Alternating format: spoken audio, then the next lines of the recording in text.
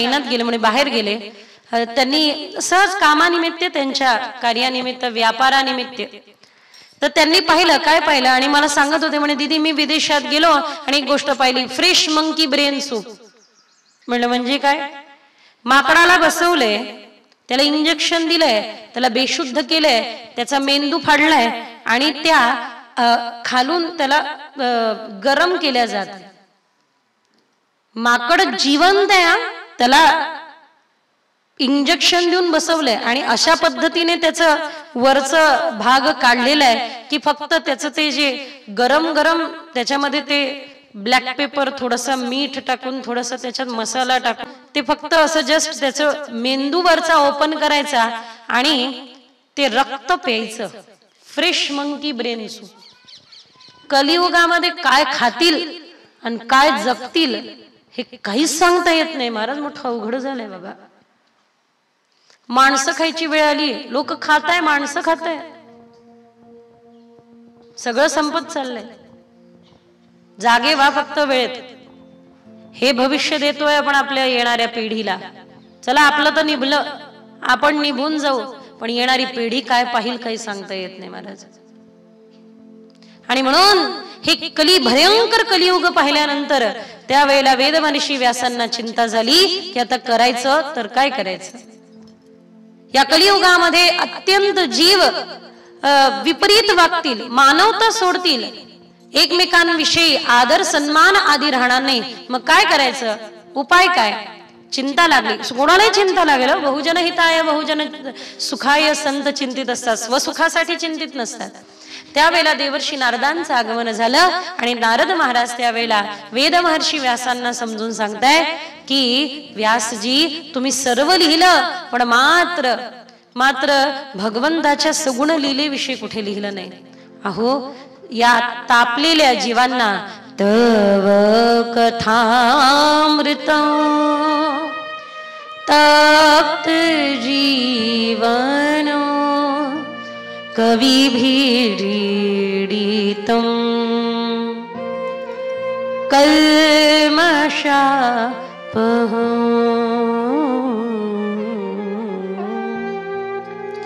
तापलेल्या जीवांना जर का, संतप्त जीवाला जर का शांत करणारं काही असेल तर ते एक मात्र हरिकथा आहे.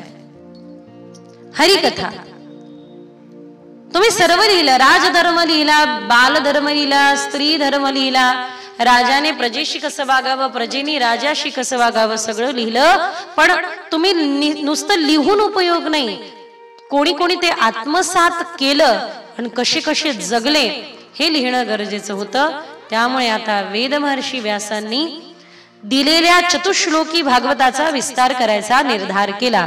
चतुश्लोकी भागवत जे प्राप्त झालं, देवर्षी नारद महाराज वेद महर्षी व्यासांना चतुश्लोकी भागवत सांगताय, ज्याचा विस्तार, व्यास म्हणजे विस्तार करणारे. एका ठिकाणी आम्ही गोव्याला वुमन कॉन्फरन्स होता, पूर्ण महाराष्ट्राचा आध्यात्मिकात प्रतिनिधित्व करायला आम्हाला बोलवलं होतं आणि गोवा गव्हर्नमेंटने आम्हाला आमंत्रित केलं. आम्ही गेलो होतो. खूप सुंदर उत्सव होता. पण मी निघाल्या बाहेर मला एक फोन आला आणि तो फोन असा होता की ताई आमच्याकडे असं म्हणत आहे की तुम्हाला व्यासपीठावर बसण्याचा अधिकार नाही. मी म्हटलं बरं दादा कारण काय? तर उत्तर मिळालं व्यास हा पुलिंगी शब्द आहे म्हणून. मला हसू आलं. मी फोन ठेवला. मी वादात पडत नाही, पेटवायला जात नाही, पटवण्याचा प्रयत्न करते जर समोरच्याची मानसिकता असेल तर. पण म्हटलं ठीक आहे काही हरकत नाही दादा, जय हरी. फोन ठेवला आणि त्यानंतर मात्र एक चिंतन. परत तिथे गेलो होतो कथेला. त्याच्यानंतर 2 वर्ष लगातार त्यांनी कथेला बोलवलं. हा विषय वेगळा. 2 मिनिटं चिंतन करा. मला तुम्हाला काय सांगायचंय हे नीट जरा कान देऊन ऐका. मला तुम्हाला फक्त एवढंच सांगायचं आहे की व्यास याचा अर्थ काय. एक असा सेंटर, एक असा केंद्रबिंदू, ज्या केंद्रबिंदू पासून सगळ्या दिशा समान असतात त्याला व्यास म्हणतात. त्यामुळे हे व्यासपीठ आहे.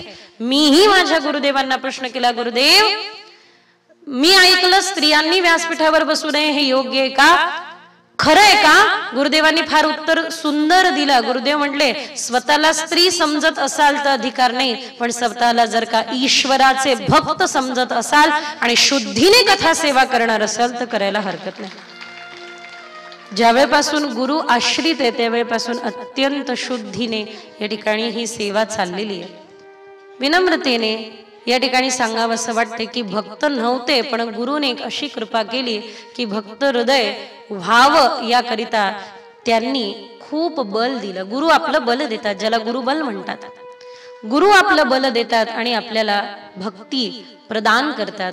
मी म्हटलं माझ्या गुरुदेवांना, गुरुदेव काही वाचलेलं लक्षात राहत नाही, वेद वाचायचा अधिकार नाही, कळायला गेलं तर कळत नाही, आणि कोणी मला भेटलं ना, आता समजा मला भेटलं, नाव सांगितलं, तुम्ही नंतर मला 2 दिवसांनी भेटा, मला नाव लक्षात राहत नाही, पण भागवतातले नाव मी कधी विसरत नाही. हे मात्र माझं असं आहे की काही वाचलेलं लक्षात राहत नाही, काही ऐकलेलं लक्षात राहत नाही, मला तरी माझे माऊली भेटतील का?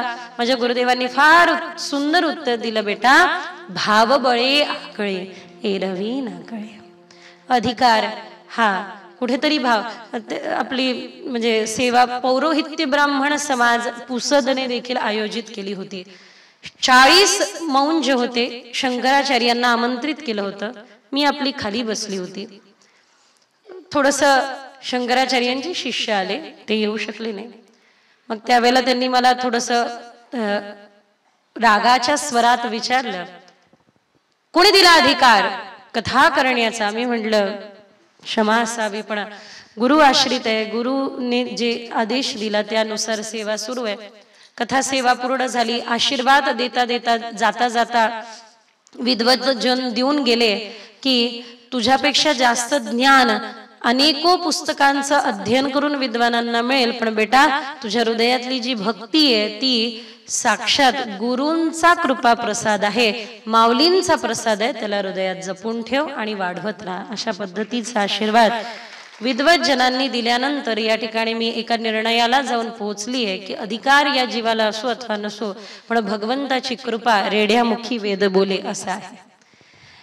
रेड्याच्या मुखातून वेद बोलून घेणारे माऊली या पण अशा जीवाच्या मुखातून पण काही ना काहीतरी बोलवून घेतच आहे. आणि ज्या बोलण्याने कुठेतरी समोरच्याच्या, माझे वडील सांगायचे, बेटा तुझं नाव विसरले लोक तरी चालेल, पण देवाचं नाव समोरच्याच्या हृदयात कोरल्याशिवाय जायचं नाही. हा संकल्प घेऊन भारतभर प्रवास करत आहे, भारत आणि भारताच्या बाहेर पण. फक्त एकच की दुनिया बदलने का ख्वाब नहीं है मन में जहां बैठू, सबके हृदय में हरिनाम का सुगंध बांटते चलू. अशा प्रकारे व्यास म्हणजे विस्तार करणारे. व्यास हा पुलिंगी शब्द जरी असला तरी वेद महर्षी व्यासांची जी स्थिती आहे ते विस्तार करणारे. चतुश्लोकी भागवताचा विस्तार त्यांनी 18,000 श्लोकांमध्ये केला आणि ते चतुश्लोकी भागवत आहे. अहमेवासमेवाग्रे नान्यद्यत्सदसत्परं पश्चादहं यदेतश्च यो वशिष्येत सोऽस्म्यहं ऋतीर्थं यत्प्रतीयेत न प्रतीयेत चात्मनि तद्विद्यादात्मनो मायां यथा भासो यथा तमः यथा महन्ति भूतानि भूतेषुश्चावचेष्वनु प्रविष्टान प्रविष्टानि तथा तेषु न तेष्वहम् एतावदेव जिज्ञासं तत्त्वजिज्ञासुनात्मनः अन्वयव्यतिरेकाभ्यां यस्यात् सर्वत्र सर्वदा. हरये नमः, हरये नमः, हरये नमः. हे चतुश्लोकी भागवत आहे. या 4 श्लोकाचा तुम्ही देखील नित्य पाठ केला तरी जवळपास चतुश्लोकी भागवताद्वारे संपूर्ण भागवताचं अध्ययन केल्यासारखं असेल. ज्या ठिकाणी भगवान मीच आद्य, मीच मध्य, मीच अंत्य, मीच सर्व काही आहे याचं प्रतिपादन करत आहे. त्यामुळे वेदमहर्षी व्यासांनी याचा विस्तार केला. विस्तार व्यासांनी केला, पण याचा प्रचार कोणी केला, प्रसार कोणी केला? कौशिक संहितेमध्ये वर्णन येतं, भागवतामध्ये नसलं तरी. एकदा माता पार्वतीला देवर्षी नारद भेट घेतात. लोक म्हणतात नारद म्हणजे काय? ओ कळीचे नारद, इकडे तिकडे आग लावायचं. एखादा इकडचा गोष्ट तिकडे सांगणारा असला तर त्याला आपण काय म्हणतो, नारद मुनी म्हणतो. नारद मुनी म्हणतो की नाही, की हे नारद मुनी आहे बाबा, इकडचं ऐकतात आणि तिकडे सांगतात. तर नारदांचा अर्थ फक्त एवढा नाहीये. नारद म्हणजे काय, नारदस्य जायते इति सह नारदा, ज्यांना कोणी रद्द करू शकत नाही. कॉस्मिक एनर्जीच्या मॅनेजमेंटची जबाबदारी ज्यांची आहे. आणि नारदजी भक्तीचे आचार्य, ज्यांना ज्यांना नारद भेटले त्यांना त्यांना कोण कोण भेटले तुम्हाला पण माहिती आहे. पंडितजी कायम म्हणतात, नारदजी या ठिकाणी विराजमान आहे ना लक्ष्मीजींच्या चरणाशी, तर महाराजजी कायम म्हणतात की एक बार नारद जी मुझे मिल जाए. कारण नारदजी ज्यांना ज्यांना भेटले त्यांचं त्यांचं काय झालं. नारदजी बाळ ध्रुवाला मिळाले, काय मिळाले, नारदजींना नाही, भक्त प्रल्हादाला नारदजी मिळाले तर काय मिळालं, माता पार्वतीला नारदजी मिळाले तर काय मिळालं, इष्ट मिळाल्याशिवाय राहत नाही ज्यांना नारद मिळाले. काही वाढलं असेल तर कमी करायचं आणि कमी असेल तर वाढवून द्यायचं, म्हणजे बॅलन्स करण्याचं काम नारदांचं आहे. नारद हळूच निघतात. काय म्हणतात, माता पार्वतीला म्हणतात, देवी पार्वती तुमच्या गळ्यामध्ये, या महादेवांच्या गळ्यामध्ये या ज्या मुंडमाला आहे त्या कोणाच्या आहे, कधी विचारल्या का, त्यांनी कधी सांगितलं का. माता पार्वतीला आला ना राग, हो हो हो, कधीच सांगितलं नाही मला, येऊ द्या म्हणे घरी, आज विचारतो. महादेव जरी असले ना तरी घरी मात्र एक मित्र म्हणून दुसऱ्या मित्राला, तू का घाबरतो रे, अरे तुझा अण्णा वाघ आहे, वाघ, असं वाघासारखं करायचं, तिच्या समोर जायचं तर डरकाळी फोडायची, घाबरायचं नाही बायकोला, हा तू वाघ आहे. तर म्हणे मी वाघ असेल ना पण ती माहेरची वाघ मारे, म्हणून घाबरावं लागतं. तुला काय सांगू बाबा. घरी आले पत्नीला घाबरत महादेव, आणि पाहतात तर माता पार्वती फण फण फण फण चालू होते. महिलांचा मूड लगेच लक्षात येतो. घरी आल्यानंतर दान तान तान भांडे आदळत असेल तर काहीच बोलायचं नाही. बंधू मंडळींनो, तुम्ही माझ्याकडून टिप घ्या, स्पेशल ट्युशन देते मी, हा class, how to handle relationship.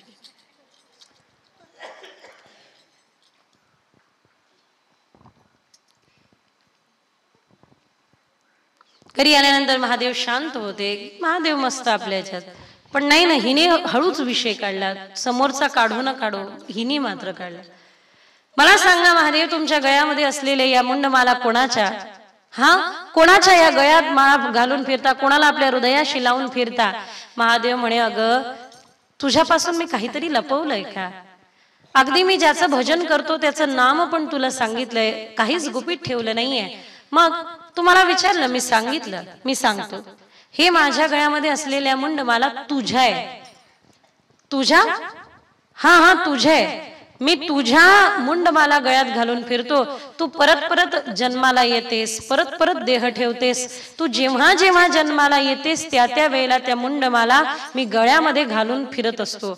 अच्छा, हा मी अजन्म आहे, तू परत परत जन्मतेस. अजन्मानो लोका किम वयववन्तोपि जगता मदिष्टातारं किं भवविधिरनादृत्य भवति अनीशो वा कुर्यात् भुवन जनने वह परिकरो यतो मंदास्त्वां प्रत्यमरवर संशेरत इमे.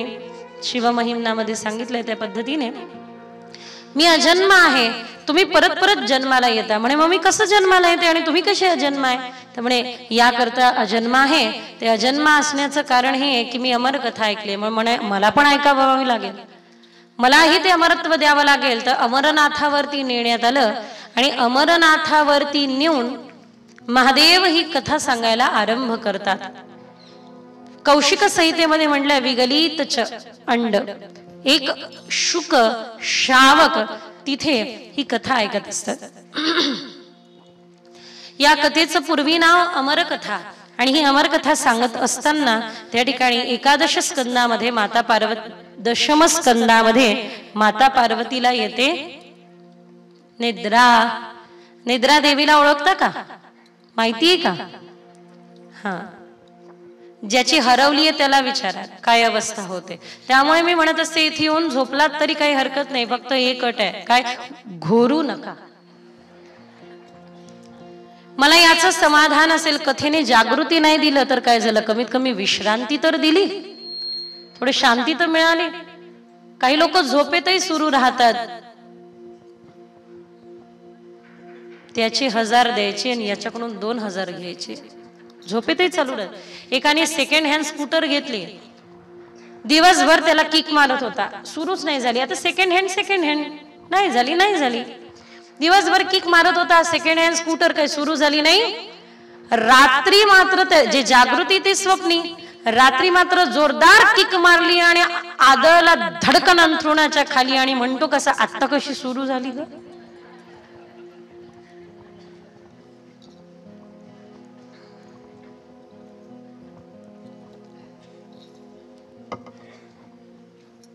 कौशिक संहितेनुसार त्या अंड्यामध्ये बसलेलं एक शुक शावकाने ही कथा ऐकली. हुंकारी भरत आहे. महादेवांचे नेत्र उघडले. 12 स्कंदानंतर पाहतो तर काय, समोर त्या ठिकाणी मा पार्वती म्हणजे देवी पार्वती निद्रस्त आहे. मग कोणीतरी कथा ऐकली, जागवलं. महादेव डोळे बंद करून समाधी भाषेमध्ये कथा करताय. देवी म्हणतात क्षमा असावी, मी 10व्या स्कंदातच झोपली. मग 2 स्कंद कोणी ऐकले तर त्या ठिकाणी शुक शावकाने ऐकले. हे लक्षात आलं होतं. समोर शुकदेव मागे शिवजी, समोर शुकदेव मागे शिवजी, पळताय.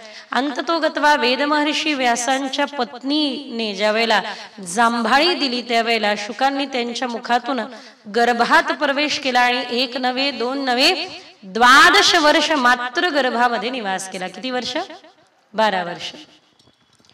एखादा दिव्यात्मा 12 वर्ष या प्रकृतीच्या गर्भात राहतो आणि मग 12 वर्षानंतर प्रगट होत असतो. लक्ष द्या मी काय सांगते त्याकडे.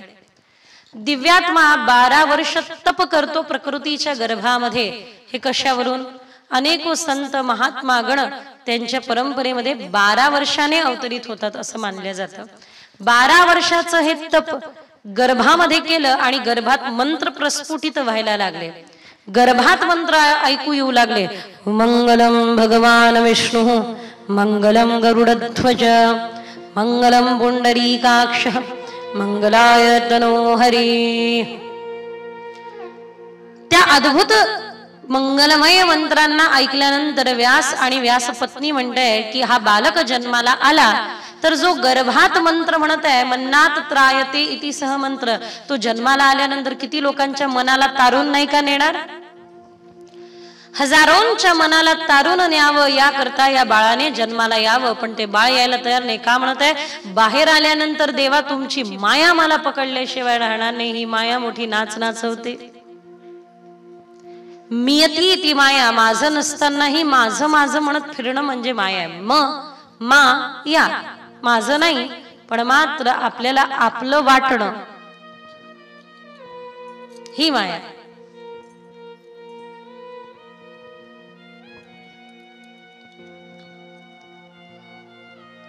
आईला धुणं धुवायचं असेल पण बाळ त्या पाण्यामध्ये जास्त वेळ खेळत राहिलं तर त्याला नाही का सर्दी होईल हा विचार करून आई काय करते तर त्या बाळाला दूरवर सोडते, दूर.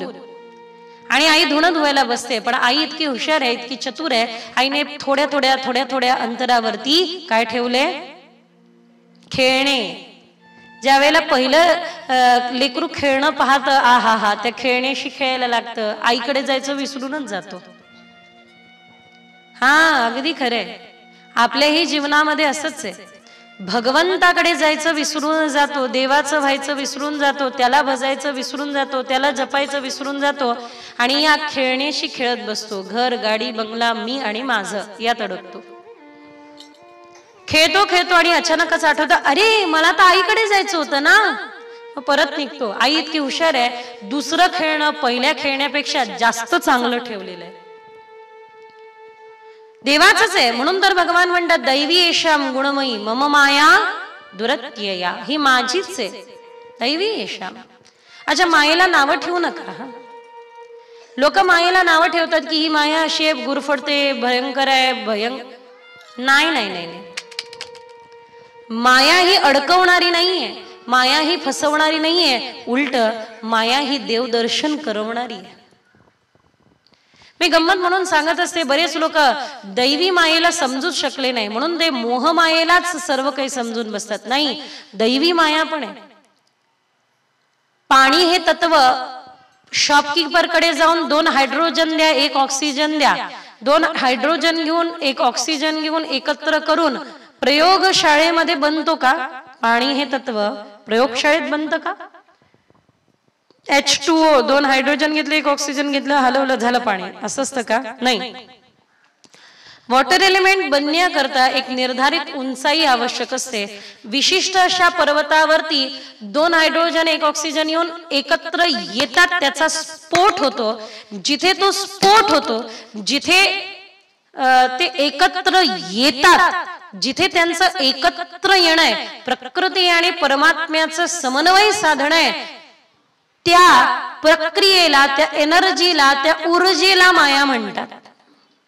त्यामुळे परमात्म्याला व्यक्तीपासून दूर करणारी माया नसून व्यक्तीला परमात्म्याशी जोडणारी माया आहे. हे आज जरी कळलं तरी पुरेसे आहे. त्या आमची माया तुम्हाला काहीही करणार नाही. भगवंतानी वचन दिलं नाही करणार. ते म्हणतात ना काय, जब हम, कबीरांचा दोहा आहे, जब हम पैदा हुए जग हसे हम रोए, ऐसी करणी कर चलो हम हसे जग रोए. हे करता करता रडत रडत जन्माला आलो, पण हसत हसत जाता यावं. एक जण हसत हसत गेला, त्याच्यासाठी 4 लोक रडत होते. ऐसी करणी कर चलो की हम हसे जग रोए. 4 लोक रडत होते, एक जण आले म्हणे, हो हा इतका चांगला महाराज, इतके चांगले आहे का हे की ज्याच्यासाठी तुम्ही 4 जण रडताय? म्हणे तसं नाहीये. मग समस्या ही आहे की वजन एवढं या माणसाचं, आता याला उचलायचं कसं, याचं टेन्शन घेऊन रडतोय. आयुष्यभर फक्त वजन वाढवायचं काम केलं, दुसरं काही काम केलं नाही. असं आहे का? ऐसी करणी ऐसी कर चलो की हम हसे जग रोए. आपण हसत हसत जावं आणि आपल्या खांदा देणाऱ्याच्या 8 दिवस खांदा दुखावा? अनिवार्य नाहीये अशा पद्धतीने होणं. त्यामुळे ही माया आपल्याला नाचवते. भगवंताने वचन दिलं, शुकदेव तुम्ही बाहेर या, वचन मी देतो, हवं असेल तर माझी माया तुम्हाला काहीही करणार नाही. शुकदेव आले आणि आल्यानंतर स्वतःच्या हाताने नाळ कापली, सोडली, तोडली, पाठीवरती अडकवली आणि शुकदेव निघाले. मागे वेदमर्षी व्याजे, हे पुत्र हे पुत्र हे पुत्र, पुत्रेति तन्मयतया तर्वोभिने दुस्तम सर्वभूत हृदयम मुनिमानतुस. पण मात्र पुत्र पुत्र यम प्रव्रजंत मनुपेत मपेत कृत्यम. हाक मारताय, पण मात्र थांबायला काही शुकदेव तयार नाही. विवल होऊन वृक्षाने उत्तर दिलं, स्वतःची फळं पाडून दिली. व्यासांना तरी कळून आलं नाही, अरे प्रकृती उत्तर देत असते, ऐका ना जरा प्रकृतीचं. प्रकृती सांगत असते, आपल्या आजूबाजूचं वातावरण सांगत असतं की सावध राहा, काय वेळ येईल काही सांगता येत नाही, सावध राहा. त्यामुळे प्रकृतीने उत्तर दिलं, स्वतःचे फळं पाडून दिले आणि विचार करायला भाग पडला की आम्ही झाडं आमचे फळं ठेवत नाही, तुम्ही तुमचं पुत्र तुमच्या जवळ का बांधून ठेवताय? बांधण्यांमधले नाही, ते सोडण्यामधले आहे. ते बांधून ठेवणाऱ्यांमधले नाही, ते अनेको लोकांना सोडवण्याकरता आले या जन्म मृत्यूच्या फेऱ्यातून. काही स्त्रिया स्नान करत होत्या, त्यांनी व्यासांना पाहून कपडे घातले नाही, शुकांना पाहून कपडे परिधान केले नाही, पण व्यासांना पाहून वस्त्र परिधान केले. मग त्यांना विचारलं की माझ्यापेक्षा माझा पुत्र तरुण आहे, मग त्याला पाहून न करता मला पाहून का केला? मी तर म्हातारा झालो, डोळ्यांनी दिसत पण नाही. उत्तर दिलं की जरी तुमच्यापेक्षा तुमचे पुत्र तरुण आहे, पण मात्र ते परमहंस आहे, ही स्त्री आहे, हा पुरुष आहे, हा त्यांच्यात भेद राहिलेला नाही. एकदा वर्णन केलं जातं की शुकदेवांना प्रमाणित करण्यासाठी व्यासांनी जनकांकडे पाठवलं. जनकांनी आपल्या पत्नीला सांगितलं की शुकदेवांची परीक्षा घे बरं का. तर नारद बसले, शुकदेव बसले, त्यांच्या मध्ये येऊन जनक पत्नी बसल्या. नारद उठून गेले की आपल्यामध्ये कोणीतरी स्त्री येऊन बसली आहे म्हणून नारद उठून गेले, पण शुकदेव बसूनच राहिले. विचारण्यात आलं की काय अवस्था आहे शुकदेवांची? म्हणे दिव्य दिगंबर आहे, अत्यंत अद्भुत अवस्था आहे, दत्तचित्त आहे, परमहंस आहे. म्हणे कसं काय? नारदांना माहिती तरी होतं म्हणे कोणीतरी बाजूला स्त्री बसली, नारद उठून गेले, पण मात्र शुकांना याची तक जाणीव नाही की त्यांच्या बाजूला कोणीतरी आहे. स्त्री पुरुष तर खूपच दूर राहिलं. सदा सर्व भावेन सदा सर्व भावेन ज्या परमात्म्याशी लग्न लागली आहे शुकदेवांची, भजनीय व्रजाधिप, निरंतर सर्व भावेन सदा शुकदेवजी महाराजांची ती तार लागलेली आहे.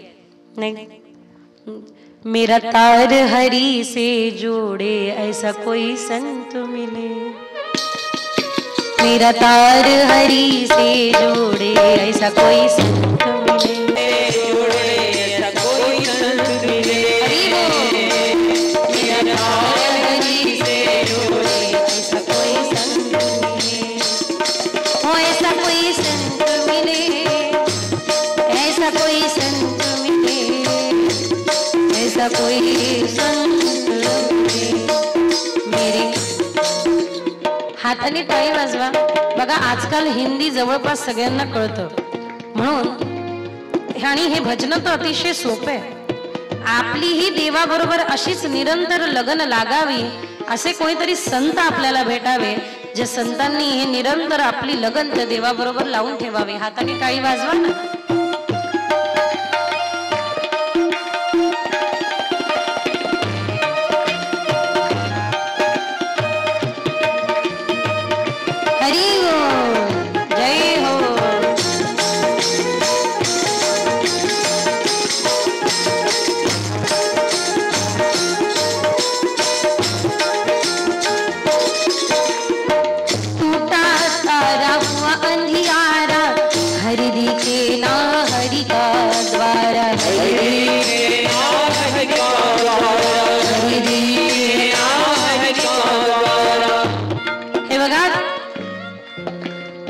समोर असलेले देव पण दिसून येत नाही केव्हा।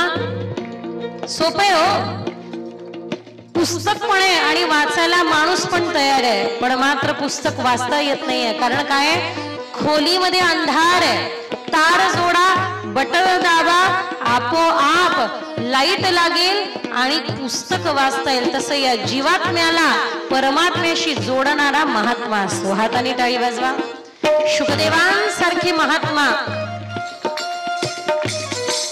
मोहापासून आसक्तीपासून दूर आहे, पण तेच मात्र व्यासांनी शिकवलेल्या श्लोकांकडे आसक्त झाले। कशी आपण पुढे ऐकू। टूटा तारा हुआ अंधियारा, हरि दिखे ना हरि का द्वारा, हरि दिखे ना हरि का द्वारा, बिछड़ा मेरा बिछड़ा, मेरा बिछड़ा मीत मिला दे, ऐसा कोई संत मिले, बिछड़ा मीत मिलाए ऐसा कोई संत। दोन्ही हाताने ताली वाजवा। हरी बोल। बिछड़ा मीत मिला दे, ऐसा कोई संत मिले, बिछड़ा मीत मिलाए ऐसा कोई संत मिले।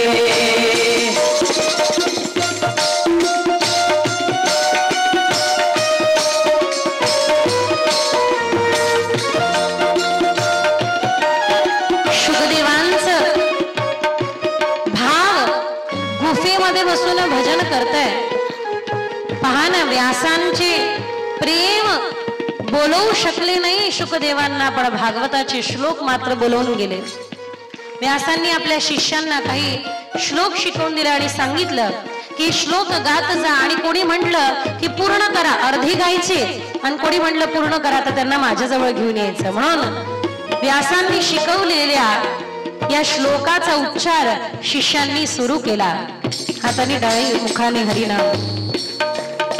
बरहा पीडं नटवर वपू कर्णयोर कर्णिकारं, बिभ्रद्वास कनक कपिशं वर्षयन्ति क्षमाला। पण जोपर्यंत याच्या अधरांवर मुरली देणार नाही तोपर्यंत त्याचा शृंगार पूर्ण होणार नाही। म्हणून रंध्रन वेणू अधरा सुधया पूरयन्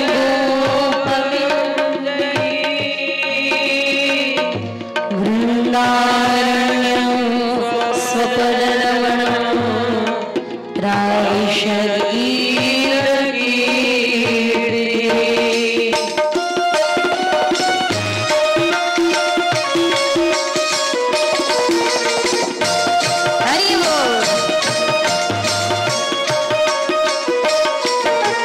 जोड़ी तार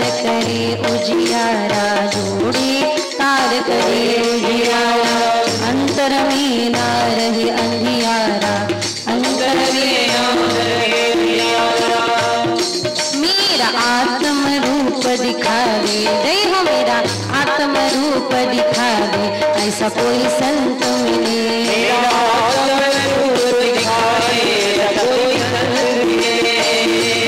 ऐसा कोई संत मिले, ऐसा कोई संत मिले, ऐसा कोई संत मिले, निराकार हरि वो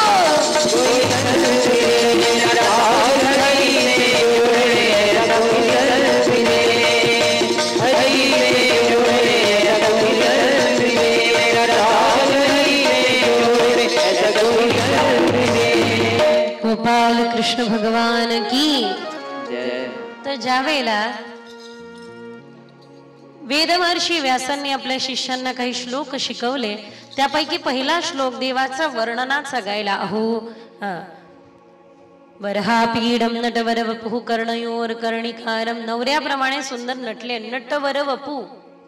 हा हा हा, काय सुंदर रूप आहे त्याचं, कानामध्ये कनेर पुष्प आहे. कर्णयोर कर्णिकारम बिभ्रद्वास कनक कपिशम वैजयंतीम च मालाम, गळ्यामध्ये वैजयंती माला आहे, हृदयावर श्रीवत्स चिन्ह आहे, पितांबर धारी आहे. पण फक्त स्वरूप ऐकून पुरेसं नाहीये, मग आता त्याचा स्वभाव पण ऐकला पाहिजे ना. मग त्याचा स्वभाव कसा आहे, ऐसो को उदार जग माही. सुंदर श्लोक ऐकला, तो श्लोक होता अहो वकीयम सनकालकूटम जिगंसयापाय यदप्यसाध्वी लेभे गतिं धातृचितां ततोन्यं किं वा दयालु शरणं व्रजेम, किं वा दयालु शरणं व्रजेम. अत्यंत सुंदर त्याचा स्वभाव. घरी तलवार घेऊन मारायला आलेल्या जीवाला, व्यक्तीला असं तर म्हणणार नाही ना, या काय घेणार तुम्ही, पोहे खाणार, चहा पिणार, चहा चहा. घरी मारायला आलेल्या व्यक्तीला तुम्ही असं म्हणणार नाही. घरी आलेल्या व्यक्तीला तुम्ही एकच म्हणाल, आणि ते एकच असं असेल की बाबा रे तू थोडस शांत राहा, आणि मग आपणही तलवार घेऊन उभं होऊ, त्याची प्रतिक्रिया काहीतरी देऊ, त्याला दंड देऊ, आदी आदी काहीतरी करू. पण आपल्या वक्षस्थलाला विष लावून आलेल्या पूतनेचा उद्धार मात्र भगवान गोपाल कृष्ण आपल्या माते समान करतात. मातुकी गती दिनी. अशा दयाळू भगवंताविषयी ऐकताच क्षणी शुकदेव म्हणतात चला आम्हाला घेऊन चला. आणि शुकदेवांबरोबर व्यास शिष्यांबरोबर शुकदेव निघतात. आज एक मुलगा प्रॉपर्टीमध्ये भागवत घ्यायला निघालाय, आणि पिता प्रॉपर्टीमध्ये भागवत द्यायला तयार आहे. हात जोडून विनंती आहे पण सर्वांना, काय मुलांना कार देण्या अगोदर संस्कार द्या. मुलांना संस्कार याकरिता द्या, कारण कार कोणत्या दिशेने घेऊन जायची हे त्यांच्या लक्षात येईल. म्हणजे दिशा चुकली नाही तर दशा होणार नाही. एका नदी समान युवकाचं जीवन असतं बघा. ती नदी संथ वाहते, ती नदी संत वाहते तोपर्यंत हजारो लोकांची तहान तृप्त करत असते, आणि त्या नदीमध्ये पूर आला की लाखो लोकांचं ती जीवन उद्ध्वस्त करते. लक्ष द्या, हजारो लोकांची तहान तृप्त करणारी नदी पूर आल्यानंतर लाखो लोकांची जीव घेणारी होते. त्याच प्रकारे एखाद्या युवकाच्या जीवनाला दिशा असेल तर ठीक आहे, पण दिशाविहीन जीवन स्वतःही उद्ध्वस्त होतो आणि तुम्हालाही उद्ध्वस्त करतो. जे मिळवायला 25 वर्ष लागले, 25 मिनिटं लागत नाही ते नष्ट होण्यासाठी. अलीकडेच एका जेलमध्ये आम्ही जाऊन आलो कार्यक्रमासाठी. लगेच माझ्याकडे विचित्र नजरेने पाहू नका. सत्संग होता.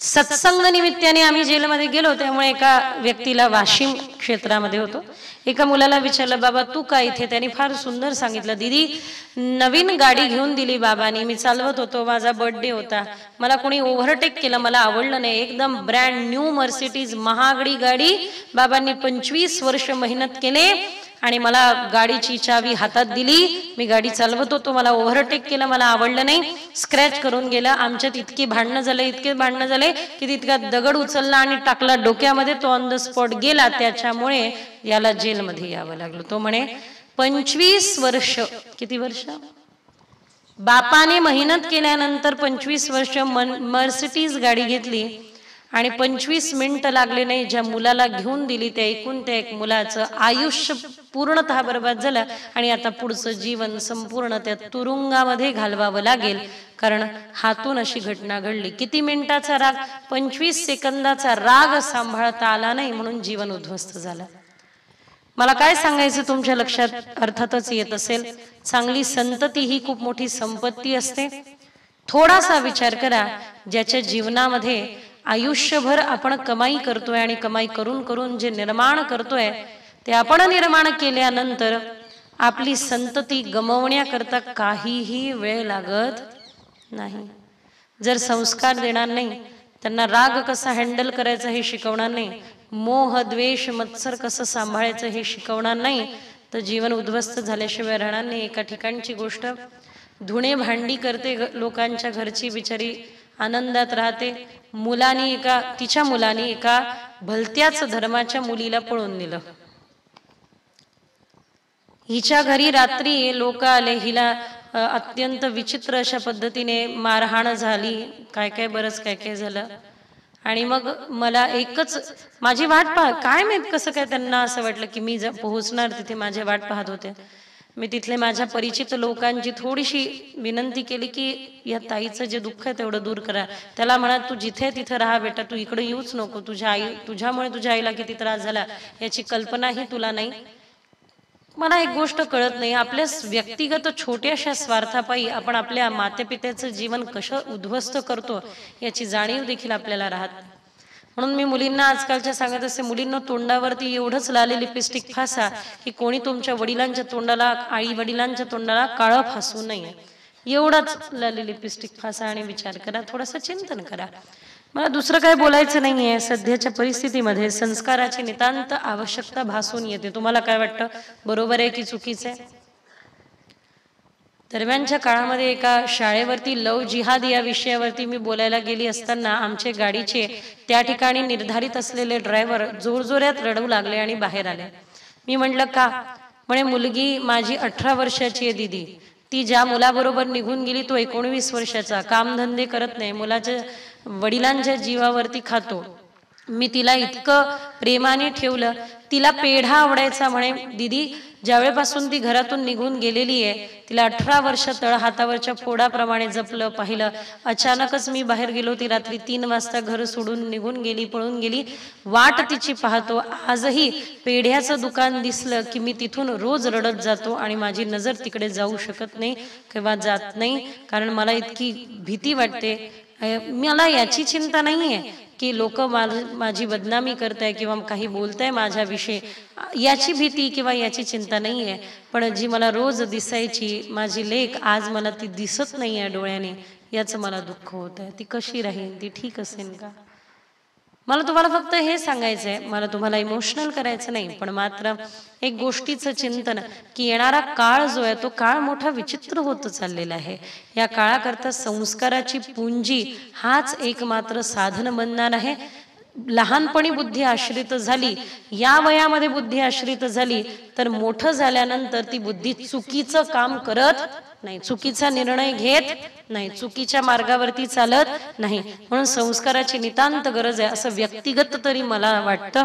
बाकी तुम्ही चिंतन करा, पण मात्र त्यावरती अंमलात आणायला सुरुवात करा, त्याचा विचार करायला सुरुवात करा. म्हणूनच आम्ही हे जे गुरुकुल आधी स्थापित केलं त्याचा विचार एक मात्र हे होता की येणाऱ्या काळामध्ये चांगल्या वक्ता मिळाल्या पाहिजे आणि त्या वक्त्या सगळ्यात महत्वाचं 2 पुस्तकं कमी जपले तर वाचले तर चालेल, पण मात्र आपली साधना करायची, माळ जपायची, साधना सोडायची नाही, साधनानिष्ठ असावं. सांगण्याचं एक मात्र तात्पर्य की येणाऱ्या काळामध्ये वक्त्या रूपाने योगिनी मिळाव्या, तपस्विनी मिळाव्या.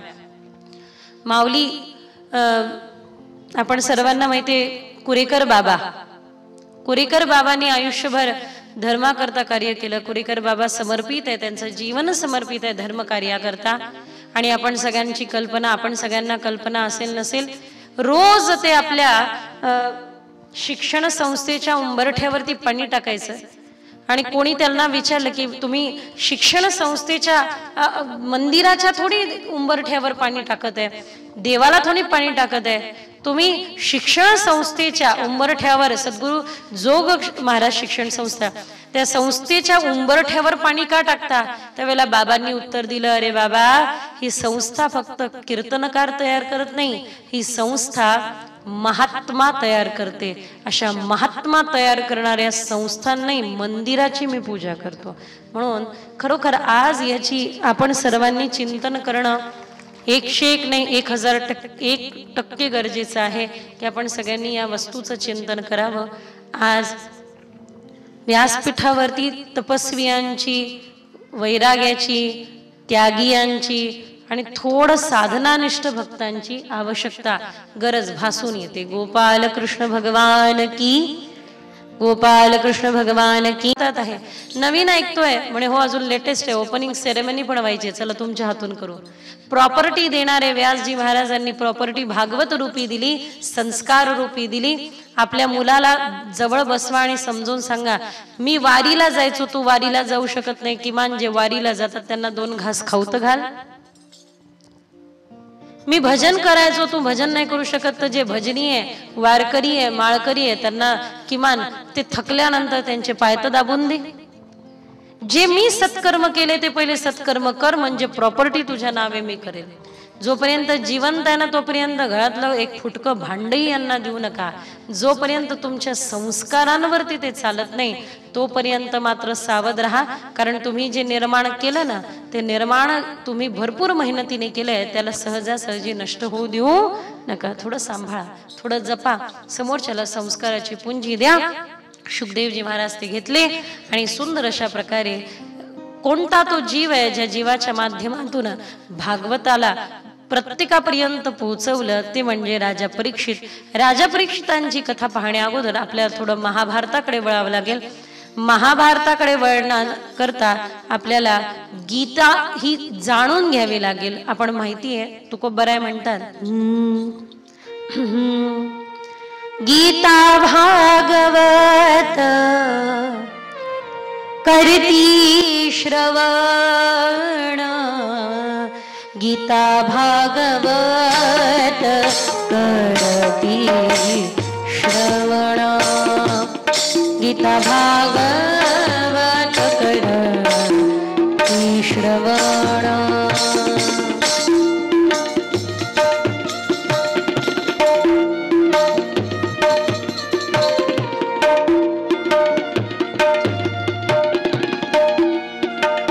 हाताने टाळी वाजवा ना, मुखाने म्हणा हरी बोल.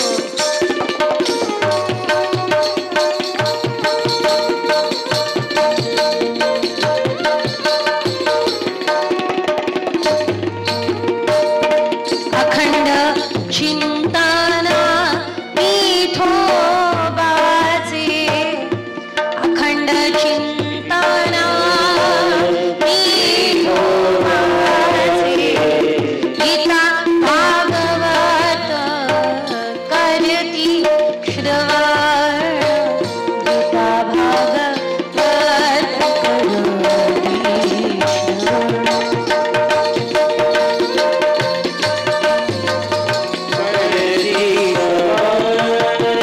गीता भागवत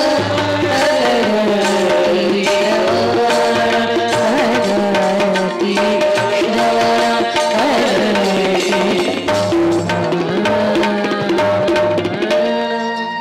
श्रवण. गोपाल कृष्ण भगवान की. अखंड चिंतना विठोबाचे. जन्माला आल्यानंतर गीता भागवत ऐकलं नाही तर काय केलं बाबा? पायाने पंढरीची वारी, गळ्यामध्ये तुळशी माळ, डोक्यावरती गोपीचंदन टिळा, व्रत एकादशी, मुखामध्ये हरिनाम आणि सुंदर जीवन जगा. हा हा हा, आपलं सुंदर किती जीवन असावं, तर आपल्याला असं जीवन जगता यावं की जणू जीवन आपल्याला नाही मिळालं तर जीवनाला आपण मिळालो, असं जगता येतं. शुकदेवजी महाराजांनी ते प्रेमशास्त्र भागवत प्राप्त करून घेतलं. थोडस या जरा महाभारताचं उदाहरण पाहूया. रक्ताचे डबकेच्या डबके साचले. महाभारताचं घनघोर युद्ध संपूर्ण झालेलं आहे आणि एका डबक्यामध्ये दुर्योधन घायाळ अवस्थेमध्ये पडलेला आहे. 2 मिनिटं चिंतन करा थोडस महाभारताच्या युद्धाचं. तर फक्त धर्मियांच्या अधर्मीयांच्या अधर्मामुळे महाभारत घडलं नाही, तर धर्मीयांच्या निष्क्रियतेमुळे देखील महाभारत घडलेलं आहे. अधर्माचा अधर्म तर चुकीचा आहेच, पण मात्र धर्मीय ज्या वेळेला निष्क्रिय होतात त्याही वेळेला ते चुकीचंच करत असतात. सज्जनाने झोपणं चांगलं नाही आणि दुर्जनाने जाग होणं चांगलं नाही. सनातन धर्म काय आहे सांगा? रोज सांगत राहाल तर जागतील, झोपलेले जागे करणं गरजेचे. गोपाल कृष्ण भगवान की. तुम्ही म्हणाल ताई राहू राहू का बोलताय? झळ पोहोचले कुठेतरी म्हणून बोलते.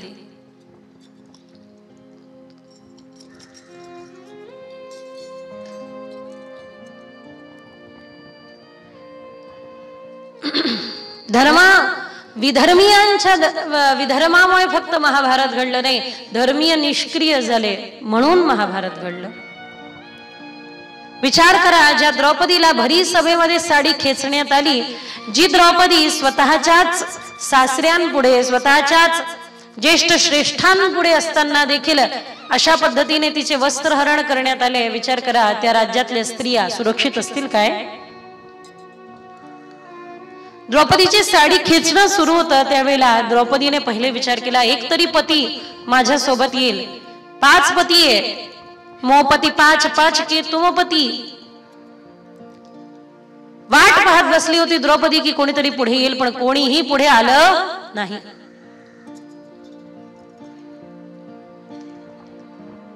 अनेक बलावरती विचार केला, पतीचं बल कामी आलं नाही. स्वबल दातामध्ये पदर दाबून ठेवला की आता तरी आपलं स्वतःचं बल कामी येईल, पण नाही. ज्या वेळेला तीही साडी खेचायला सुरुवात केली त्यावेळेला मात्र हे प्रभू प्रभू मेरी क्या बिघरेगी, जाएगी लाज तिहारी. माझं काय बिघडणार, तुझी लाज जाईल. म्हणून हाक मारली द्रौपदीने. त्यावेळेला भगवान वस्त्रावतार धारण करतात. तुम्हा सर्वांनाही माहितीये, देवाच्या हाताला काहीतरी लागलं म्हणून द्रौपदीने आपला भरजरी शालू फाडला होता. देवाच्या बोटाला चिंधी बांधली होती. चिंधी बांधली द्रौपदीने, चिंधी बांधली होती आणि त्या चिंधीच्या प्रतिउत्तरामध्ये भगवंतानी वस्त्रावतार धारण करून तिला साडी पुरवली, तिची लाज राखली. ती वारंवार देवाला हेच म्हणत आहे, माझी लाज नाही ही, मेरी क्या बिघडेगी. अरे तुझे भक्त ना आम्ही, लोक म्हणतील पा त्या देवाची भक्ती केली पण लाज राखायला तू आला नाही. मात्र म्हणून प्रभू मेरी क्या बिगड़ेगी, जाएगी लाज तिहारी.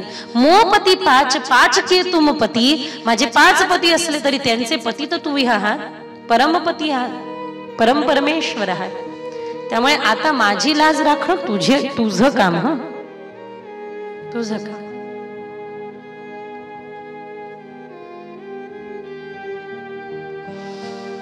भगवान वस्त्रावतार धारण करून द्रौपदीची लज्जा राखतात. बघा, त्याच वेळेला महाभारत छेडले जातं. त्याच वेळेला समजावायला आले होते भगवान गोपाल कृष्ण दुर्योधनाला. अरे दुर्योधना, तुला फक्त युद्धाविषयी माहिती आहे. युद्ध झाल्यानंतर अनेको अशा प्रकारचे नुकसान पुढे पाहायला मिळतील. नरहानी होईल, नरसंहार होईल, तरी मात्र अरे पांडवांना काहीच नाही. अरे 5 गावं देऊन दे बस. सुईच्या टोकावरती बसेल एवढी देखील जागा पांडवांना देणार नाही, अहंकाराने म्हणणारा दुर्योधन होता. अंततोगत्वा युद्ध हे रचल्या गेलंच होतं आणि युद्ध हे घडणार होतं. मी एकदा एका ठिकाणी होती पंचकर्मा करत. माझ्या एकदा विचारणाऱ्या त्या एक ताई, त्यांनी मला फार सुंदर प्रश्न केला की दीदी, जर देवाला माहिती होतं की युद्ध होणार आहे तरी देव शिष्टाचार करायला म्हणजे या दुर्योधनाला समजवायला का आले? जर माहिती होतं देवाला की युद्ध होणारच आहे, मग देव तरी दुर्योधनाला समजवायला का आले? कारण देव पुरुषार्थ करायला सांगतात. बाबा, जे घडणार आहे ते सत्य आहे, पण मात्र आपल्या पुरुषार्थापासून आपण चुकायचं नाही. होई है सोही जो राम रची राखा. जे देवाने निर्धारित केलं होणार तेच आहे, पण मात्र आपण आपला पुरुषार्थ सोडायचा नाही. पुरुषार्थ केल्याशिवाय राहायचा नाही. भगवंतांनी ही शिकवण दिली, स्वव्यवहारातून दिली. देव समजावायला आले दुर्योधनाला, अरे बाबा युद्ध करू नको म्हणे, देवा पहिले जेवा मग पुढचं पाहत बसो. देव म्हणे मी दोनच ठिकाणी जेवतो. काय? एक जिथे मला खाऊ घालायची इच्छा आहे, दुसरं जिथे माझी खायची इच्छा आहे. तुझ्याकडे ना खाऊ घालायची इच्छा आहे ना तुझ्याकडे मला खायची इच्छा आहे. भीष्मांनी तुझं मीठ खाल्लं, आता युद्धात तुझ्या बाजूला उभं राहावं लागतंय, मला नको. म्हणजे विदुरांनी मला आमंत्रित केलेलं आहे. आणि त्यावेळेला भगवान विदुरांकडे जातात आणि विदुरांच्या घरी फार मोठे घर आहे ना, बंगला आहे, गाडी आहे, मर्सिडीज आहे, AC आहे, TV आहे, कूलर आहे, काही नाही आहे. बसण्याकरता आसन देखील नाही आहे. निष्ठेने जगणारे विदुर मंत्रीपदाचा त्याग करून घरी गेले असताना पत्नी म्हणते, अहो मंत्रीपद राहू द्यायचं होतं का? मी असं ऐकलं कृष्ण येत आहे. अहो मंत्रीपद राहू दिलं असतं तर आजकाल देव मंत्र्याच्या पूजा पहिले घेतात, बाकीच्यांच्या नंतर. मग कमीत कमी तुम्हाला देवाला भेटता तर आलं असतं. त्यावेळेला उत्तर दिलं की नाही, आवश्यकता नाही. भगवंताच्या भेटी करता पदाची आवश्यकता नाहीये, भगवत भेटी करता प्रेमाची आवश्यकता आहे. आणि त्यावेळेला विदुरांच्या घरी देवाले विदुराणीने खूप स्वागत केलं.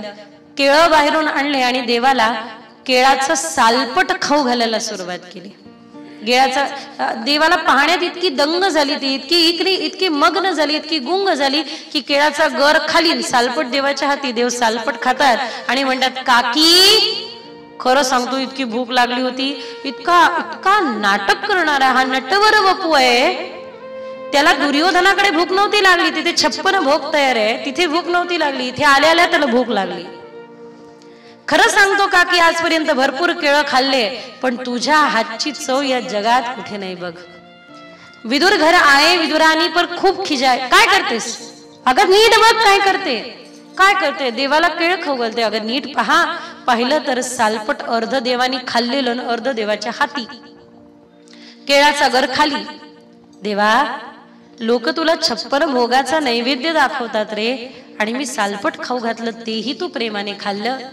प्रभू उत्तर देतात, काकी हरि तो है भाव को भूखो, भाव बिना सब व्यंजन सुखो, भाव बिना कछु नहीं पावना.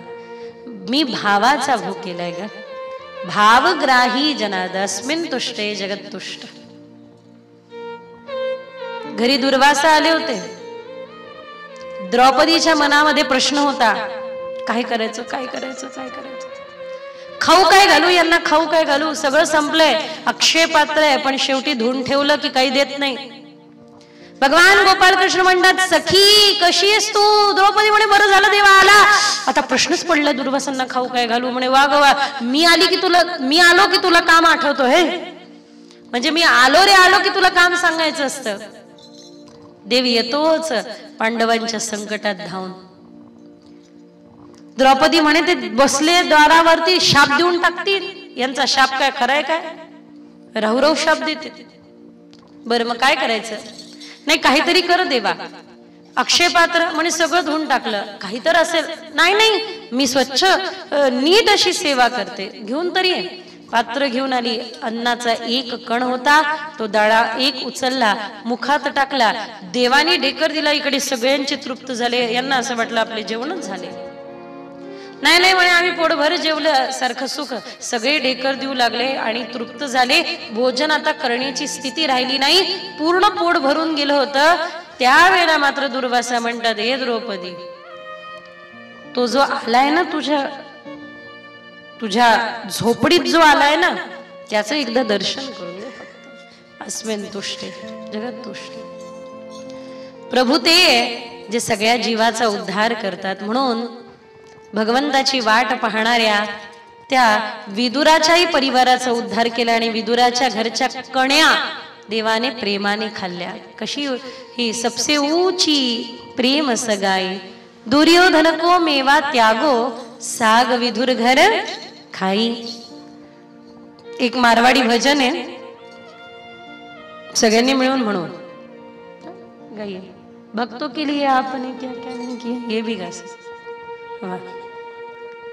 जी सगळ्यांनी हातवानी टाळी वाजवानी मिळून म्हणा. थाली भर कर लाई रे खिचडो. बरोबर ना. देव प्रेमाने काय खातात तर जे तुम्ही खाऊ घालाल ते खातात. साचो प्रेम प्रभू में होतो मूर्ती बोले काटकी. सत्य प्रेम देवावर असेल तर ती काष्टाची मूर्ती देखील बोलू लागते. थाली भर कर लाई रे खिचडो ऊपर घी की बाट की. थाली भर कर लाई रे खिचडो ऊपर घी की बाट की. जीमो मारा जीमो मारा जीमो मारा श्याम धनी जीवावे बेटी जाट की. हाँ जीमो मारा श्याम धनी जीवावे बेटी जाट की. करना बेटी जाट की मैं करवा बेटी जाट की.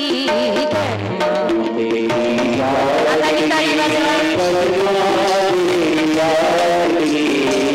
जीमो मारा जीमो मारा जीमो मारा श्याम धनी जीवावे बेटी जाट की. जीमो मारा श्याम धनी जीवावे बेटी जाट की. ही कर्माबाई काय करायची देवासाठी खिचडो बनवायची. सकाळी सकाळी न स्नान करता खिचडीचा हांडा ठेवून द्यायचा आणि तो शिजत राहायचा. कधी कधी जर का एखाद्या काळीने कडुलिंबाच्या दात घासत असेल आणि खिचडीला चाळ द्यायचा असेल तर तीच काळी घ्यायची त्यांनी चाळ द्यायचा. संत आले. संतांनी पाहिलं की आगा काय हे अभद्र. छान स्नान करत जा. मस्त सकाळी उठत जा. नीट स्नान करत जा. मग देवाला खाऊ घालत जा बनवून. ही सकाळी उठली. काम करता करता इतका वेळ झाला की देव थोडे उपाशी राहिले. तिच्या मनात तुक देवाला काही खाऊ घातलं नाही. देवाला काही खाऊ घातलं नाही. देव या संताच्या स्वप्नात गेले आणि म्हणे करे तुला कोणी सांगितलं तिला पट्टी शिकवायला. तिला जाऊन सांग ती जशी खाऊ घालते तशी खाऊ घाल. अगं अरे मी भूक लागली रे 2 दिवस झाले उपाशी राहतोय. सकाळी सकाळी सांग ती जशी पण खाऊ घालेल मी तिने खाऊ घातलेलं प्रेमाने खाईल. हाताने टाळी वाजव. हरी बोल.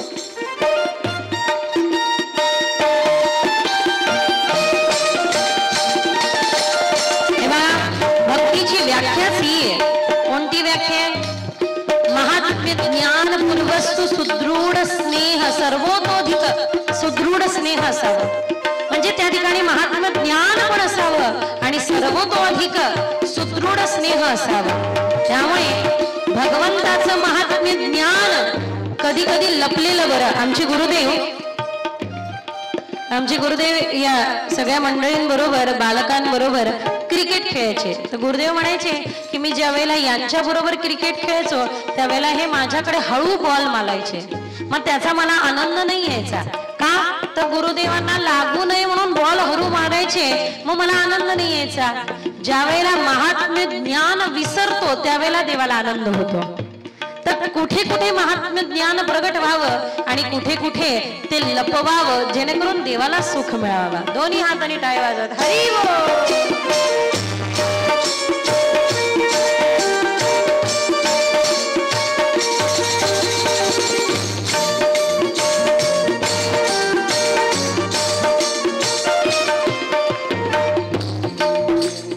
बार बार मंदिरनी चढ़ती बार बार पट खोलती. बार बार मंदिरनी चढ़ती बार बार पट खोलती. कैया को मुझ मेरे मोहन करड़ी करड़ी बोलती. कैया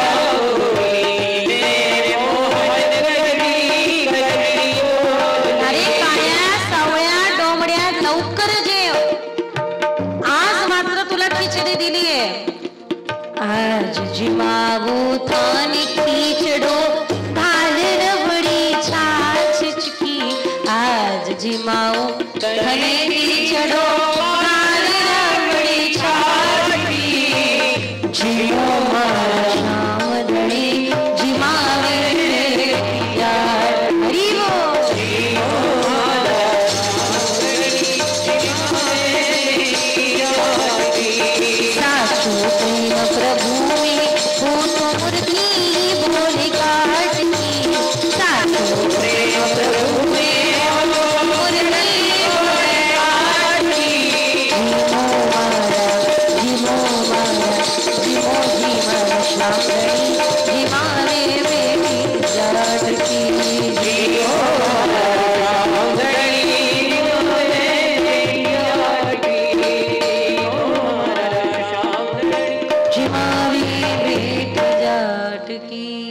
च मुच्चालमिति प्रभाषिणी.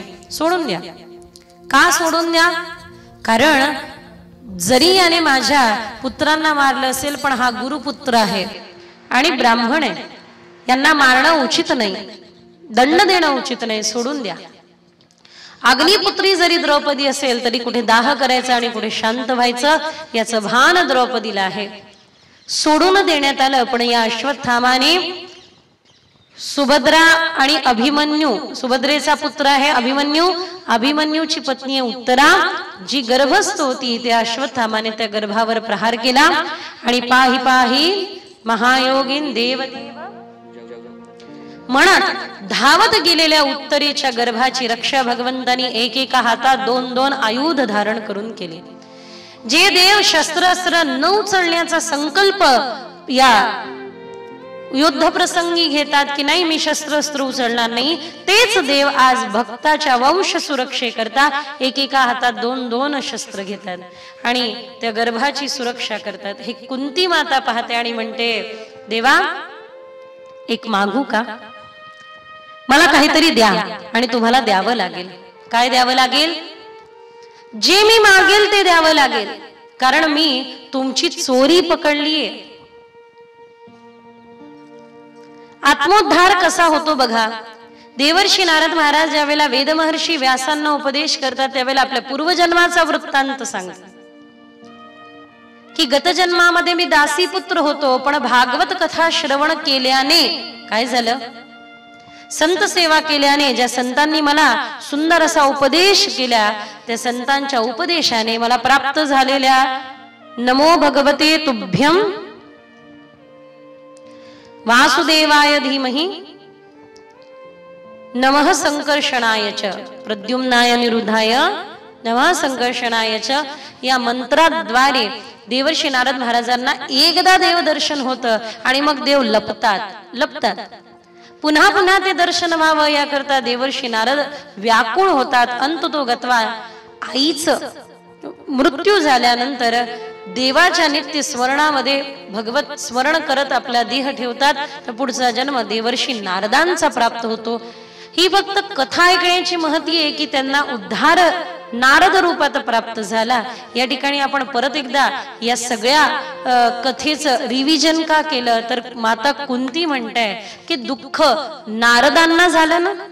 पूर्वजन्मामध्ये दासीपुत्र असताना मातेचं मरण, पण मात्र जरी दुःख झालं तरी ते दुःख सुखाचं कारण बनून पुढे आलं.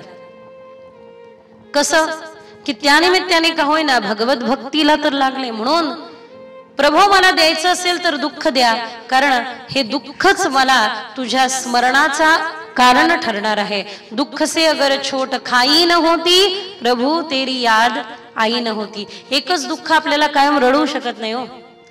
एका दुःखाने आपण कायम रडत राहत असू तर कुठेतरी दोष आपल्या त्या दुःखाला कवटाळून आपण बसलोय. ते दुःख आपल्याला बसलेलं नाहीये धरून, आपण दुःखाला धरून बसलेलो आहे. लक्ष द्या. एका व्यक्तीला नेवास्यावरून श्रीरामपूरला जायचं होतं, म्हणून त्यांनी शेजारच्याला विचारलं का हो नेवास्याला जायला किती नंबरची बस पकडू? त्यांनी सांगितलं 40 नंबरची. बऱ्याच वेळ वाट पाहिली, 40ची काही आली नाही, म्हणून बाजूच्याला प्रश्न केला का हो श्रीरामपूरला जायला 40 नंबरची बसची वाट पाहिली पण आली नाही, मग 20-20च्या 2 पकडून जाऊ का एक साथ? एका व्यक्तीला नेवास्यावरून श्रीरामपूरला जायचं होतं, म्हणून शेजारच्याला विचारलं का रे किती नंबरची बस पकडू? तो म्हणे 40 नंबरची. बराच वेळ वाट पाहिली, 40ची बस काही आली नाही, म्हणून परत एकदा विचारलं 40ची एक नाही भेटली तर 2-2 20-20च्या पकडून जाऊ का एक साथ? एक व्यक्ती नेवास्यावरून श्रीरामपूर करता निघाला, शेजारच्याला विचारू लागला. शेजारी म्हणतो जाण्याकरता किती नंबर बस पकडू? त्यांनी म्हटलं 40 नंबरची. बऱ्याच वेळ वाट पाहिली, आली काही नाही, म्हणून विचारलं परत एकदा की 40ची एक नाही भेटली तर 20-20च्या 2 पकडून जाऊ का एक साथ? एक व्यक्ती नेवासाच्या बस स्टँड. पहिल्यांदा हा विनोद सांगितला तो ऑलमोस्ट सगळे हसले. दुसऱ्यांदा सांगितला कोणी कोणी हसले. तिसऱ्यांदा सांगितला कोणी नाही हसले. चौथ्यांदा सांगितलं असं तर कोणी बसलेही नसते, कारण म्हटले असते की दीदींच्या कुठेतरी कॅसेट मध्ये बिघाड आलेला दिसतोय. कॅसेट अडकली की काय? बऱ्याच लोकांच्या कॅसेटही असतात ना, इथे ज्या वाजतात पुढे त्याच वाजतात. इथे जर असेल तर पुढे तिथेच जर तर येत नाही. एक विनोद आपल्याला वारंवार हसवू शकत नाही, बरोबर ना? होय म्हणत नाही, नाही म्हणत नाही. रागाने मोठे मोठे डोळे करून माझ्याकडे पाहता. जर एक विनोद आपल्याला वारंवार हसवू शकत नाही तर एकच दुःख आपल्याला आयुष्यभर रडवू पण शकत नाही. हे आपण दुःखाला कवटाळून बसलोय म्हणून समस्या, बाकी काही नाही.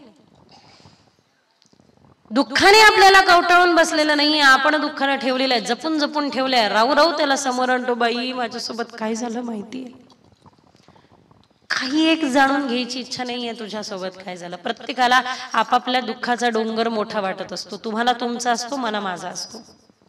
आणि शेजारच्याला कितीही सांगितलं तरी काही फरक पडत नाही, काही फरक. बाजूच्याला सांगितलं माझं डोकं दुखत आहे, किती दुखत आहे त्याला काय माहिती, आणि त्याला काय घेणं देणं आहे, काही एक घेणं देणं नाहीये. चालता चालता कोणाला तरी विचारता काय कसं आहे, आणि त्यांनी विचारलं इकडे सांगतो कसं, बस इथं. सांगू का तुला आता माझ्या बहिणीचं असं, माझ्या पोरीचं तसं आहे, माझ्या पोराचं असं आहे, माझं हे असं आहे, माझं इकडे दुखतंय, माझं तिकडे.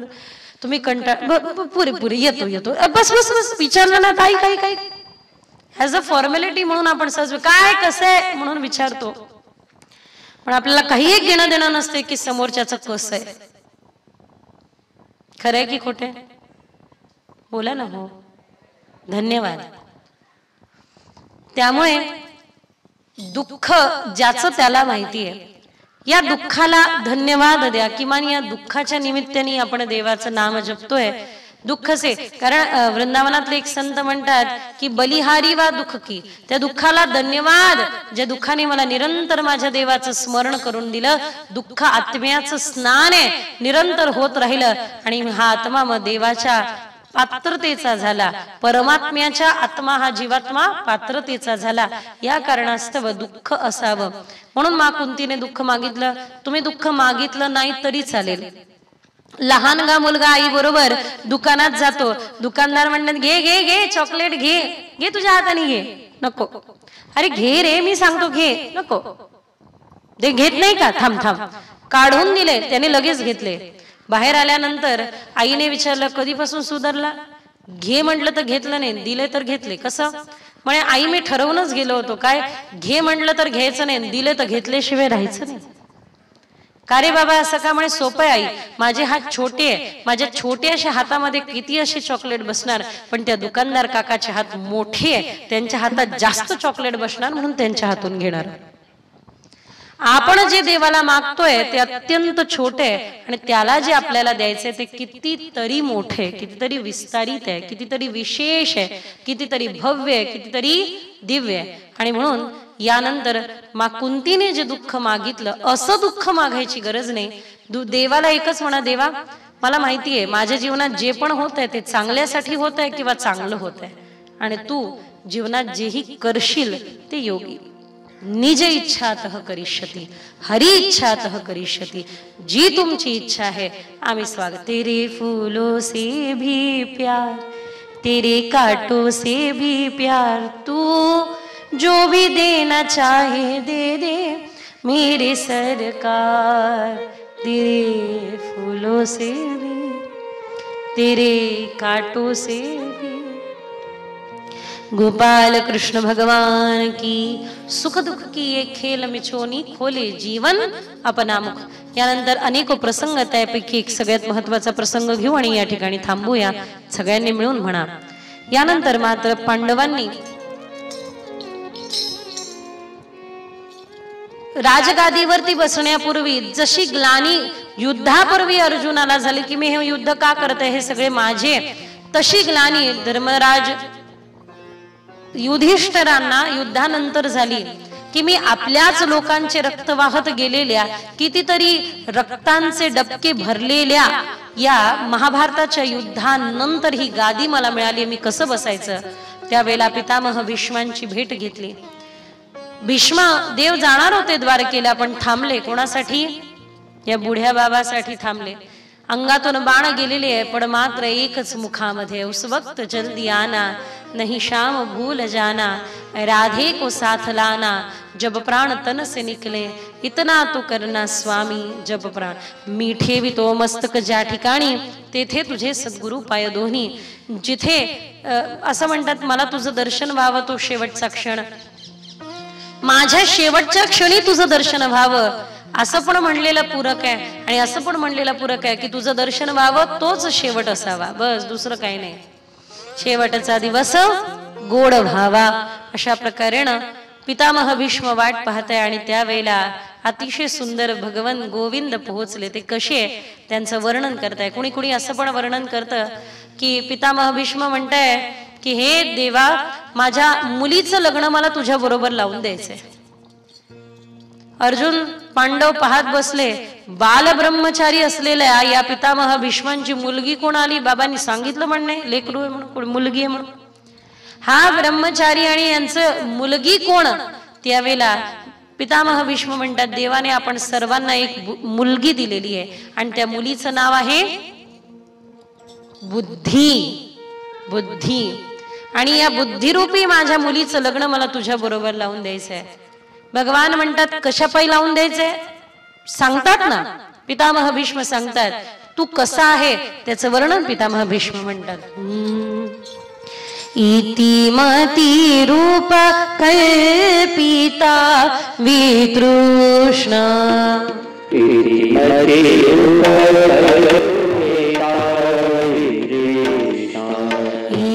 मती रूप कल्पिता वितृष्णा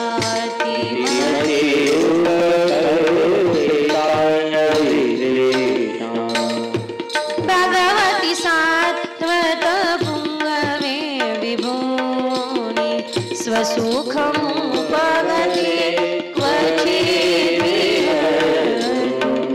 प्रकृतिमुपेयुषि यद्भव प्रवाह इति मती.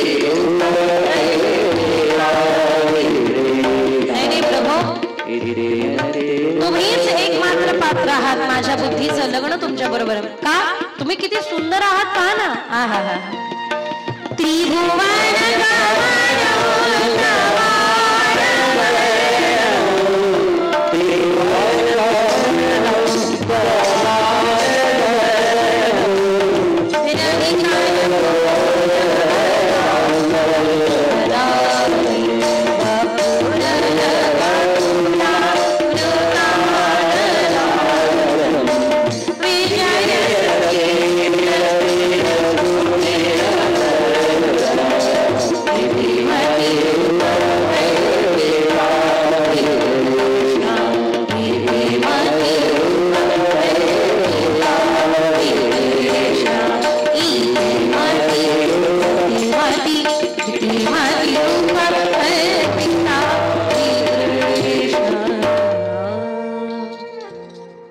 गोपाल कृष्ण भगवान की. गोकर्ण आख्यान काल सांगितलं. आख्यान वर्णन करत असताना दिदी म्हणाल्या, हे मोहिनी राजा, सगळ्या जगाला मोहिनी घालण्याची तुझी क्षमता असेल, पण माझ्याकडे पण काहीतरी आहे की तूही मोहित व्हावा. आजचा आपला कथाभाग ऐकताना मला वाटतं सगळ्यांना त्याचा अनुभव नक्कीच आला असेल. दिदींच्या ओजस्वी वाणीतून आज आपण धर्म याचं लौकिक आणि आध्यात्मिक चिंतन पहिल्या भागामध्ये ऐकलं. देवी वैभवी श्रीजी या मूळच्या अमरावतीच्या आहेत. शारदीय नवरात्र उत्सवामध्ये अश्विन शुद्ध नवमीला त्यांचा जन्म झाला. लौकिक शिक्षणासोबत संस्कृतचं शिक्षण त्यांनी पूर्ण केलं. रुद्राष्टाध्यायीचं भागवत संहितेचा सखोल अभ्यास बंगलोर येथे पूर्ण केला आणि गेल्या 15 वर्षापासून भारतामध्ये आणि भारताच्या बाहेर जगभर श्रीमद भागवत, देवी भागवत, श्री रामचरितमानस, श्री शिवपुराण, संत चरित्र कथा याच्या माध्यमातून त्या अध्यात्म सेवा करीत आहेत. अत्यंत तरुण वयामध्ये यश प्राप्त केल्यामुळे पुणे येथील MIT संस्थेद्वारा ग्लोबल अचिव्हर्स अवॉर्ड 2017 रोजी युवा आध्यात्मिक गुरु असा पुरस्कार त्यांना मिळालेला आहे. वाशिम येथील जैन संप्रदायाद्वारा संत श्रेवाश्री पुरस्काराच्या देखील त्या मानकरी ठरलेल्या आहेत. झी टीव्ही द्वारा उत्कृष्ट कथावाचक पुरस्कार त्यांना मिळालेला आहे आणि तुमच्या टाळ्या थांबणार नाही एवढे अनेक पुरस्कार आतापर्यंत दीदीजींना मिळालेले आहेत. भगवान मोहिनीराजाच्या कृपेनं श्रीमद भागवत कथा निरूपणासाठी असं एक व्यक्तिमत्व आपल्याला लाभलं हे आपल्या निवासकारांचं सद्भाग्य आहे. केवळ एवढंच काम दीदीजी करत नाही तर अनेक गरीब असहाय्य विद्यार्थिनींसाठी म्हणून शिक्षणासाठी मदत करणं, वेगवेगळे मेडिकल कॅम्प्स, रक्तदान शिबिर, वृक्षारोपण, अन्नदान, कन्यादानासाठी म्हणून आर्थिक सहाय्य, गोशाळा, स्वच्छता अभियान आणि अनेक सनातन ग्रंथांचं संपादन, प्रकाशन, योग शिबिर भरवणं, नशामुक्तीसाठी कार्यक्रम करणं आणि विविध सांस्कृतिक कार्यक्रमांमध्ये त्यांचा मोलाचा वाटा आहे. आजच्या कथा भागामध्ये जे काही त्यांनी वर्णन केलं त्यावरून तुमच्या लक्षात आलं असेल की किती बहुअंगी विविधांगी व्यक्तिमत्व आपल्याला लाभलेलं आहे. जय